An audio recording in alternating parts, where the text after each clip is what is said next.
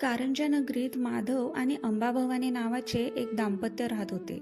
त्यांच्या पोटी एका तेजस्वी पुत्राचा जन्म झाला, ज्याचे नाव नरहरी ठेवण्यात आले. पण हे बालक इतर मुलांसारखे नव्हते.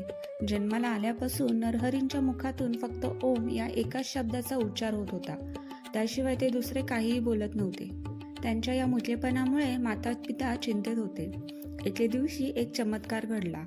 माता अंबाभवानीला दूध देत नव्हते, तेव्हा बाल नरहरीने मातेच्या स्तनाला स्पर्श केला आणि दुधाच्या धारा वाहू लागल्या. हे पाहून सर्वांना कळून चुकले की हे बालक अवतारी पुरुष आहे. जेव्हा नरहरी 7 वर्षांचे झाले तेव्हा त्यांच्या मुंजीची वेळ आली. आई वडिलांना वाटले की मुलगा मुका आहे तर तो गायत्री मंत्राचा उपदेश कसा घेणार.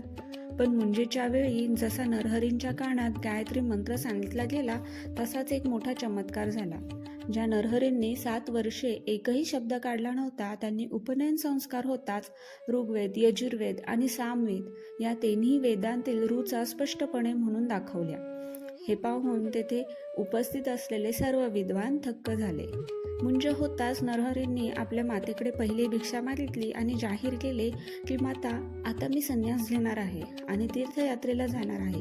हे ऐकून माता अंबाभवानी मूर्छित पडली. ती म्हणाली, तू आमचा एकुलता एक मुलगा आहेस, तू आम्हाला सोडून गेलास तर आमचे काय होईल. येथे नरहरींनी आपल्या मातेला अध्यात्माचे सखोल ज्ञान दिले. त्यांनी सांगितले की हे शरीर नश्वर आहे आणि प्रत्येक मनुष्याला त्याच्या कर्माचे फळ भोगावे लागतात. त्यांनी मातेच्या तिच्या पूर्ण जन्माची आठवण करून दिली. तिने प्रदोष व्रत केल्यामुळे तिला हा पुत्र प्राप्त झाला आहे. नरहरींनी मातेला आशीर्वाद दिला की तू काळजी करू नकोस, तुला पुढे 2 पुत्र आणि 1 कन्या होईल जे तुझी सेवा करतील. जेव्हा तुला इतर मुले होतील तेव्हाच मी इथून निघून जाईल. काही काळाने मातेला पुत्रप्राप्ती झाली आणि नरहरींनी आई वडिलांची आज्ञा घेऊन संन्यास स्वीकारला व ते काशीकडे प्रस्थान केले.